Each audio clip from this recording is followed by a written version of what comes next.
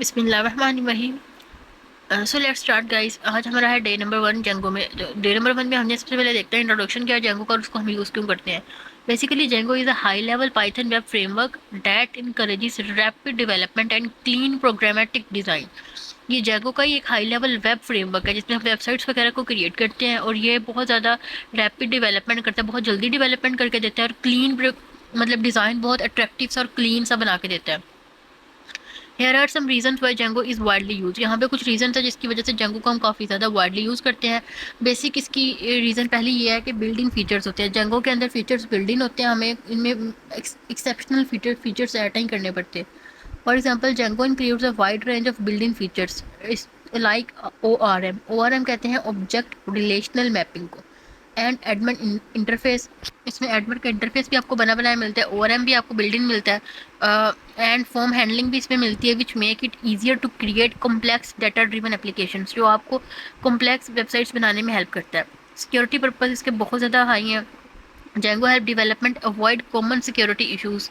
मतलब ये कॉमन जो सिक्योरिटी इश्यूज होते हैं इससे अवॉइड करती है जेंगो डेवलपर्स जो होते हैं, इससे अवॉइड करते हैं, लाइक एसक्यूएल इंजेक्शन वगैरह, एक्सएसएस एंड सीएसआरएफ। अब मैं आपको बताती हूँ एसक्यूएल इंजेक्शन क्या होता है, एक्सएसएस क्या होता है और सीएसआरएफ क्या होता है।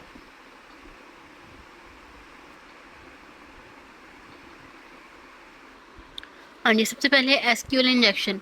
एसक्यूएल इंजेक्शन जो होता है ये एक कोड इंजेक्शन होता है जो अटैक करता है। SQL injection is a code injection attack that allows an attacker to interface with the queries that an application makes to its database. मतलब ये अटैकर्स को जो है वो अटैक करने की इजाज़त देता है, तो इसमें एसक्यूएल इंजेक्शन नहीं होता। ये एक सेंसिटिव पार्ट होता है, इस वजह से इसमें ये रिडक्शन है, रिड्यूस है, ये एक सिक्योरिटी प्रोवाइड करता है। सिक्योरिटी पर्पज़ के लिए इसमें एसक्यूएल इंजेक्शन जो है उसको ऐड नहीं किया गया। बाय इंजेक्टिंग जिसमें मैलिकुलस एसक्यूएल कोड वगैरह आते हैं जिसमें अटैकर्स जो होते हैं वो डिफरेंट डेटाबेस को मैनिपुलेट करते हैं और एक एक्शन परफॉर्म करते हैं आपकी वेबसाइट्स पे, जिसकी आपसे आपकी ऐप्स वेबसाइट्स वगैरह की जो सिक्योरिटी है उसको खतरा हो सकता है वो लीक होने का। इसलिए जो है वो एसक्यूएल इंजेक्शन इसमें ऐड नहीं है। और बेसिकली बस इसका इतना ही काफ़ी है। मतलब ये इस तरह काम करता है कि अटैकर्स जो होते हैं ना इसमें इनपुट करते हैं एसक्यूएल कोड को in the form of URL field, और if the input is not properly sanitized, अगर इनपुट जो है वो प्रॉपरली नहीं की गई तो एप्लीकेशन जो होती है वो एग्जीक्यूट कर सकती है कोड को। For example in the login form में अटैकर जो होते हैं वो माइट पुट इनपुट जो है वो 1 1 की इनपुट जब ऐड करते हैं तो पार्ट ऑफ एसक्यूएल क्यूरी ये बाईपास कर देती है ऑथेंटिकेशन को, जिसकी वजह से जो है वो uh, आपके जो सिक्योरिटी पर्पसेस हैं जैसे पासवर्ड्स वगैरह, ये ईमेल वगैरह, ये हैक होने का ख़तरा होता है। इसको प्रिवेंट किया जाता है, इस वजह से इसमें एसक्यूएल इंजेक्शन नहीं है। आगे एक्सएसएस क्या होता है। XSS basically cross site scripting है। क्रॉस साइट स्क्रिप्टिंग मतलब ये एक वल्नरेबिलिटी है जो कि अलाउ करती है अटैकर्स को कि वो इंजेक्ट करते हैं मैलिशियस स्क्रिप्ट्स को इनटू अ ट्रस्टेड वेबसाइट। वो वेबसाइट जो ट्रस्टेड है उनके अंदर वो ऐसे स्क्रिप्ट ऐड कर देते हैं जो अटैकर्स होते हैं जो उस वेबसाइट के लिए डेंजर है। वैन अदर यूज़र्स जो होते हैं वो जब विजिट करते हैं कोई कंप्रोमाइज्ड पेज के साथ, तो इंजेक्शन स्क्रिप्ट जो होते हैं वो रन करते हैं अपने ब्राउज़र को और अटैकर को इजाज़त देते हैं कि वो उनकी सेंसिटिव इन्फॉर्मेशन, कुकीज़ वगैरह, उनकी जो सेंसिटिव इन्फॉर्मेशन होती है उसको स्टील कर लें, चोरी कर लें। तो इनकी भी डिफरेंट टाइप्स होती हैं जिसमें स्टोर्ड एक्सेस आता है, रिफ्लेक्टेड एक्सेस आता है और डोम बेस्ड एक्सेस आता है। स्टोर्ड एक्सेस वो होता है वो जो मलेरियस मलेशियस स्क्रिप्ट होता है ना, वो स्टोर्ड होता है सर्वर के अंदर, डेटाबेस के अंदर, और डिस्प्ले किया जाता है दूसरे यूज़र्स को। और रिफ्लेक्टेड एक्सेस होता है जिसमें ये स्क्रिप्ट जो मलेशियस स्क्रिप्ट होता है वो रिफ्लेक्टेड होता है वेब पेजेस, वेब सर्वर के अंदर, डेटाबेस के अंदर नहीं, वेब सर्वर के अंदर होता है और यूआरएल्स वगैरह के पैरामीटर में इसको ऐड किया जाता है और इमीडिएटली एग्जीक्यूट हो जाता है। डोम बेस्ड एक्सेस होता है कि जिसमें ये जो स्क्रिप्ट है या वल्नरेबिलिटी एग्जिस्ट होती है क्लाइंट साइड कोड में, जो कोड क्लाइंट को जो प्रोवाइड किया जाता है उसके अंदर ही होता है, जिसमें ये जो स्क्रिप्ट होता है वो एग्जीक्यूट होता है और मैनिपुलेट होता है डोम में। इसलिए इसको भी ऐड नहीं किया गया और इससे हिफाजत की गई है। यानी कि कंटेंट को सेंसिटिव नहीं करता, ये आपकी ऐप को सिक्योर करता है।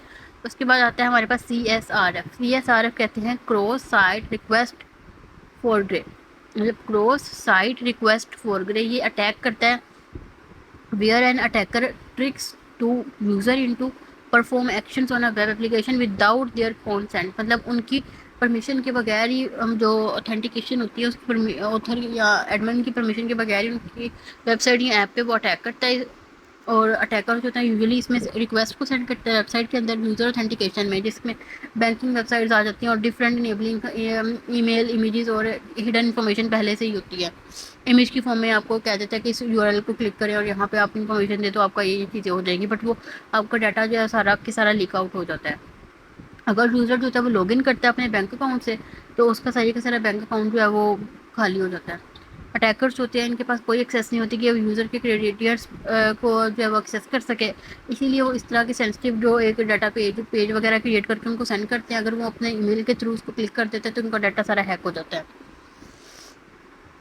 तो ये मेन 3 चीज़ें थी। एसक्यूएल इंजेक्शन जो होता है वो मैनिपुलेट करता है डाटाबेस को with injected SQL code. Access जो होता है वो इंजेक्ट करता है मिलिशियस स्क्रिप्ट को to execute on the other users browsers. और CSRF होता है, ये ट्रिक्स होती है ऑथेंटिकेटेड यूजर्स की जो कि एक्शन परफॉर्म करते हैं विदाउट देयर कंसेंट। उसके बाद हमारे पास आता है सिक्योरिटी हो गया। अब स्केलेबिलिटी है। स्केलेबिलिटी में आता है it's modular structure allows developers. इसका जो स्ट्रक्चर होता है वो डेवलपर को अलाउ करता है कि वो क्रिएट करे स्केलेबल वेबसाइट्स को from MVPs to complex system. MVPs क्या होते हैं? MVP जो होती है इसकी जो एब्रीवेशन है वो है मिनिमम वेएबल प्रोडक्ट। ये एक ऐसा प्रोडक्ट होता है जो सिर्फ वो बेसिक फीचर्स जो होता है वो रखता है जो उसकी कोर फंक्शनैलिटी को अचीव करने में ज़रूरी है। मतलब सारा डाटा नहीं करता, सिर्फ वही फंक्शनैलिटीज़ रखता है जो किसी भी ऐप या वेबसाइट को बनाने के लिए इंपॉर्टेंट होती हैं। इसका प्राइमरी गोल ये होता है कि ये मार्केट में जल्दी से लॉन्च करना और यूज़र फीडबैक लेना। जैसे कि एक प्रोडक्ट को अगले वर्जन्स में इम्प्रूव किया जा सकता है। अब उसका प्रीवियस वर्जन कुछ और है, अगले वर्जन में इसको हम इम्प्रूव कर सकते हैं, यानी जल्दी जल्दी लॉन्च कर देता है। इसका ये मेन काम होता है। तो इसको इसमें MVP फीचर्स यूज़ होते हैं जिसमें बेसिक फंक्शनैलिटी होती है। इसमें MVP जो होता है इसमें सिर्फ वो फीचर शामिल होते हैं जो यूज़र्स के लिए बहुत ज़रूरी होते हैं। यूज़र का फीडबैक होता है। इसका जो प्राइमरी मकसद है वो यूज़र से फीडबैक लेना होता है, जिससे डेवलपर्स को समझ आता है कि प्रोडक्ट को कैसे जो है वो इन्हेंस किया जा सकता है। और ये कॉस्ट इफेक्टिव होता है जिसमें MVP को डेवलप करना जो है वो कंपैरेटिवली सस्ता होता है, क्योंकि इसमें ज़्यादा फीचर्स और कॉम्प्लेक्स फंक्शनैलिटीज़ नहीं होती। और ये क्विक आइट्रेशन है, मतलब MVP के ज़रिए डेवलपर्स जल्दी से प्रोडक्ट को मॉडिफाई कर सकते हैं on the basis of their user responses. उसके बाद MVP का बेसिक मकसद यही है कि ये मार्केट वैलिडेशन है, मार्केट की वैलिडेशन में होता है। मतलब ये देखने के लिए कि क्या यूज़र्स प्रोडक्ट में इंटरेस्टेड हैं या नहीं। और मतलब रिस्क को कम करते हैं, रिस्क मिनिमाइज़ करते हैं, यानी इन्वेस्टमेंट से पहले आइडिया की विएबिलिटी को टेस्ट करता है कि अगर इन्वेस्टमेंट किया उससे पहले पहले वो आइडिया को एग्जीक्यूट कर लेता है कि काम करेगा कि नहीं करेगा। लर्निंग इसमें ईजी होती है कि यूज़र्स जो होते हैं ना उसके रिस्पॉन्स से सीखता है और प्रोडक्ट को बेहतर बनाता है। जो यूज़र्स है ना उनके रिस्पॉन्स से सीखता है और प्रोडक्ट को बेहतर बनाता है। तो उसके बाद हमारे पास आते हैं कम्युनिटी सपोर्ट के होते हैं। जेंको जो होती है इसकी एक्सटेंसिव डॉक्यूमेंटेशन होती है और ये large community making it easy to find resources and get help. बहुत ज़्यादा जो ऐप्स है वो जेंको को यूज़ कर रही है, मतलब बहुत एक्सटेंसिव इसकी डॉक्यूमेंटेशन है, इस वजह से इसकी कम्युनिटी बहुत लार्ज है, जिसकी वजह से इसके रिसोर्सेज को फाइंड करना बहुत ईजी होता है।